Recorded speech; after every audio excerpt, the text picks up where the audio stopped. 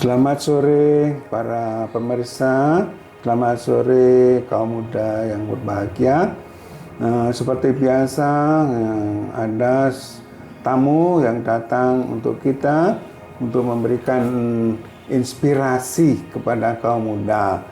Dan pada kesempatan ini saya ada tamu seorang frater dari Filipina, dari Manila. Saya ingin memperkenalkan frater ini kepada kalian. Frater, silahkan memperkenalkan diri kepada kaum muda. Halo teman-teman semua, selamat sore. Perkenalkan, nama lengkap saya adalah Frater Petrus Liansi Putra. Saya biasa dipanggil Frater Putra. Frater Putra, ya. Saya berasal dari Flores, Manggarai. Dan saya dilahirkan juga di Manggarai pada tanggal 6 September 1997. Kemudian saya menyelesaikan semua pendidikan saya mulai dari SD sampai dengan SMA juga di Flores, Manggarai. Ya. Terus seminari menengah di mana, Frater? Saya tidak belajar di sekolah seminari, tetapi saya menyelesaikan semua pendidikan saya mulai dari SD sampai dengan SMA itu di sekolah negeri. Sekolah negeri. Iya, Pak Tiar, sekolah negeri. Dari SMA negeri kemudian mengenal CICM begitu, atau sebelumnya bekerja atau bagaimana? Saya dari SMA negeri langsung mengenal CICM dan menjadi suatu yang sangat menarik juga waktu itu, Romo. Kenapa saya sampai mengenal CICM?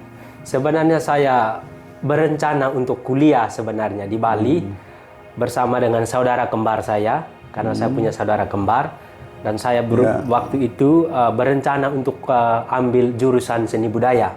Seni budaya. Seni budaya. Ya. Kemudian satu momen yang membuat saya untuk tertarik masuk ke tarekat CICM, saya masih ingat sekali waktu itu saya mengikuti misa syukuran tabisan dari seorang pastor CICM.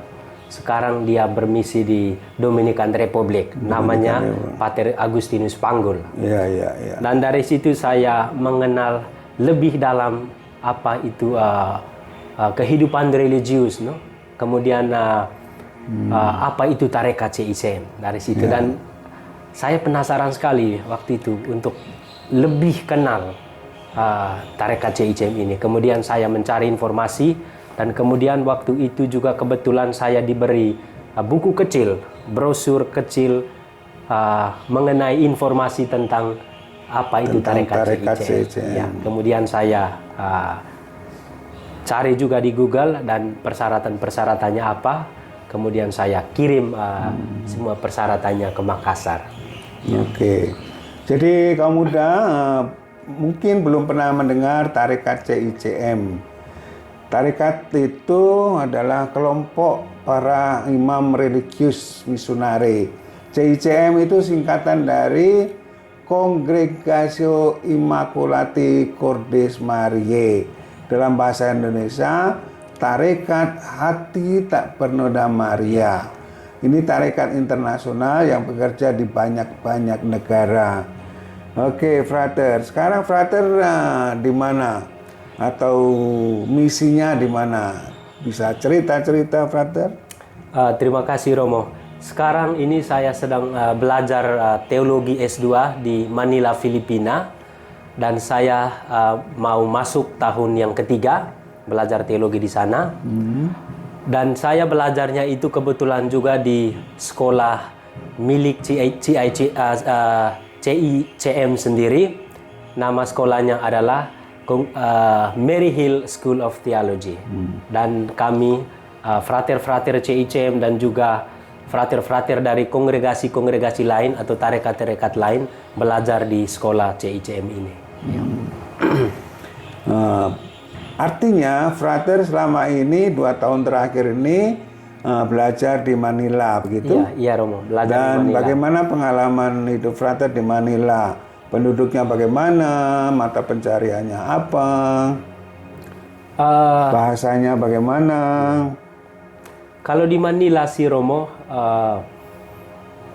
Manila itu khususnya Filipina ya. Filipina itu negara yang bermayoritas agama Katolik Roma. Katolik Hampir Roma. 86 atau 87% orang beragama Katolik. Dan tentu saja juga ada juga agama-agama lain. Tetapi agama Katolik itu adalah agama mayoritas. Mayoritas. Dan bahasa yang orang Filipina pakai itu adalah bahasa Tagalog. Itu bahasa kalau kita sebut itu bahasa nasionalnya mereka. Ya, Tetapi kalau di kuliah, kalau kami di kampus, kami pakai bahasa Inggris karena itu bahasa formal untuk orang-orang yang sekolah. Ya. ya. Dalam masyarakat, frater dengan mereka berbahasa Inggris atau berbahasa Tagalog. Kadang-kadang berbahasa Tagalog, kadang-kadang berbahasa Inggris. Tapi kalau saya sendiri, Romo, saya biasa orang sebut di sana Taglis. Taglis itu Tagalog English. Tagalog English. Kadang-kadang saya Taglis, campur, ya. Ya, Romo. Dan belajar bahasa Tagalog sulit atau tidak? Sejauh ini, Romo, saya belum pernah secara formal belajar bahasa Tagalog. Tetapi saya belajarnya itu belajar sendiri, otodidak begitu. Dan menurut saya secara pribadi, Romo, itu tidak terlalu sulit juga, tergantung komitmen kita untuk mau belajar juga. Dan untuk teman-teman semua, saya mau informasi juga kalau bahasa Tagalog itu sebenarnya dekat sekali dengan bahasa Indonesia kita punya. Banyak sekali persamaan-persamaan kata. Contoh 2-3 kata yang sama dengan bahasa Contohnya selamat itu. Di bahasa Indonesia juga ada selamat. Kalau di bahasa Tagalog selamat itu artinya terima kasih. Kita juga artinya kita punya itu semacam memberikan congratulation kepada seseorang yang berhasil dalam hidup misalnya. Kemudian contoh lain juga ya beli, tapi di sana bili. Dan artinya juga sama. Iya, membeli misalnya begitu. Kemudian ketok pintu. Ketok pintu Tagalog juga ketok pintu. Ya, tapi sebenarnya banyak persamanya. Banyak persamaan. Iya, sehingga bagi kita orang-orang Indo yang belajar di sana, sebenarnya bahasa Tagalog itu bahasa yang kalau boleh saya bilang agak bukan mudah, tapi kalau kita belajar itu pasti akan bisa.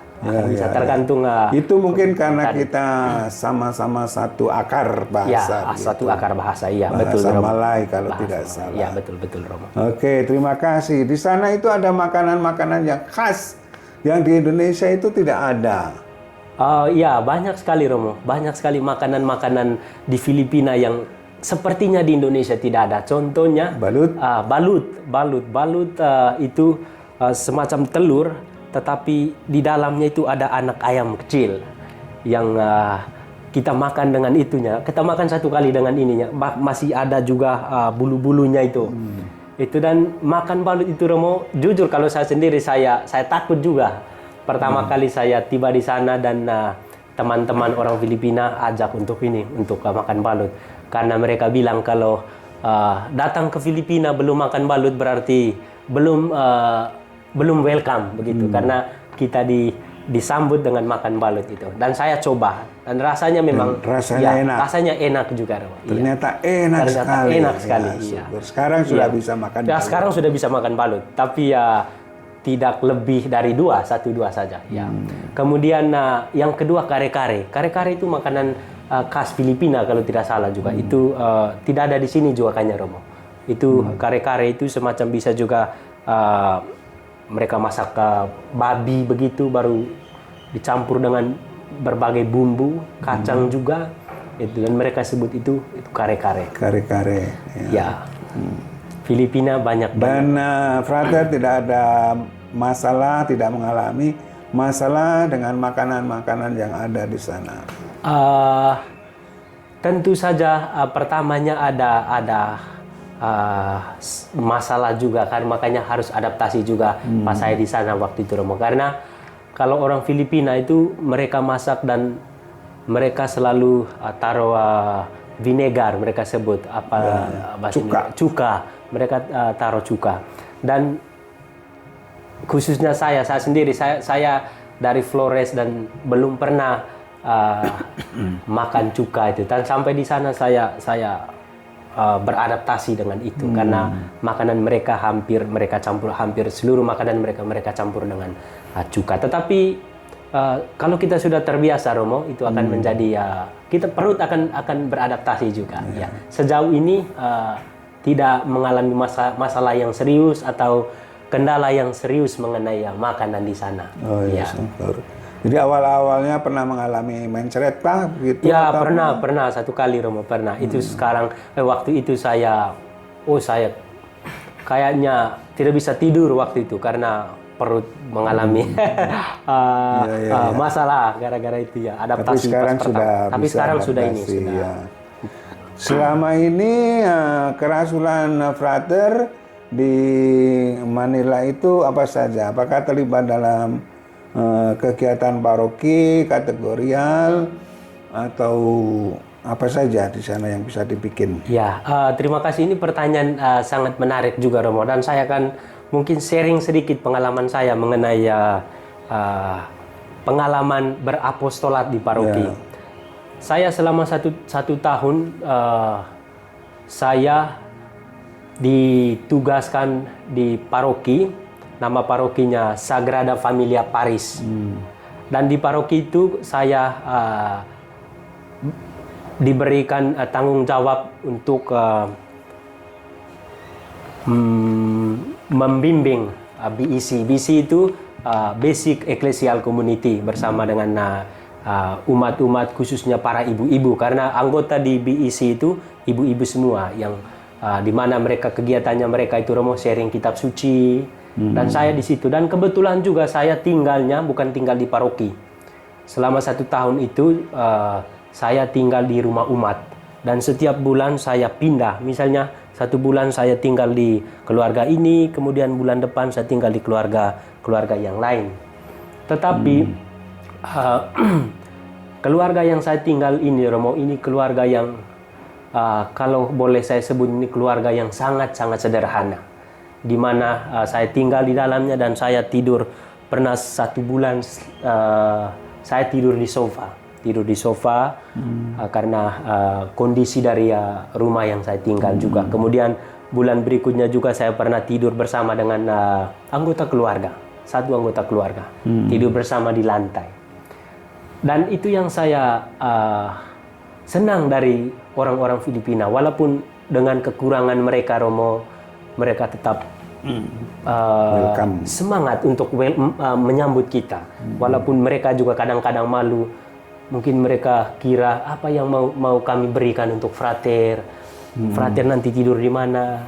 Gitu. Tapi mereka dengan kesederhanaan mereka sangat menyambut kita dengan apa yang mereka miliki. Itu yang membuat saya terkagum begitu. Terkagum karena melihat kondisi mereka, tapi mereka tetap. Selama 1 tahun saya berapostolat di tempat itu, dan banyak sekali tentu saja pelajaran yang saya dapat dari situ. Banyak sekali, Romo. Saya senang sekali mendengar Frater mengalami keramah tamahan orang-orang Filipina. Orang-orang Filipina, iya. Dan memang saya percaya sebagai orang-orang Kristiani di sana, mereka sangat welcome sesama saudaranya. Dan keramahan itu mereka tunjukkan dengan setulus-tulusnya. Ya, betul. Saya juga mengalami seperti itu. Ya. Oke, saya berterima kasih. Sekarang apa pesan Frater untuk para UMK yang barangkali ada keinginan untuk juga bergabung dengan tarekat? Mungkin pesan saya untuk teman-teman UMK di luar sana, pesan saya itu cuma sederhana: beranilah bermimpi. Dalam arti, beranilah untuk menggapai impian kalian. Walaupun bermimpi itu ya bukan hanya untuk menjadi seorang imam atau menjadi seorang suster, tetapi bermimpi juga karena panggilan ini bukan hanya melalui menjadi imam atau menjadi suster, bisa juga menjadi pekerjaan-pekerjaan lain juga, itu termaksud panggilan. Dan menurut saya, Romo, beranilah untuk menjawab panggilan itu. Itu yang saya pesan untuk teman-teman UMK, jangan takut, jangan takut. Ya. Oke, terima kasih para UMK. Jangan takut, pesan Frater, untuk bergabung dengan tarekat CICM atau menjalani panggilan-panggilan yang lain yang sudah Tuhan tanamkan dalam kehidupan. Terima kasih Frater sudah memenuhi undangan untuk sharing-sharing tentang misi. Mari kita mohon berkat Tuhan. Allah yang Maha Kuasa turun atas kita semua dengan berkat-Nya yang berkelimpahan dalam nama Bapa, Putra, dan Roh Kudus. Amin. Amin. Terima kasih, Frater. Ya, sama-sama Romo.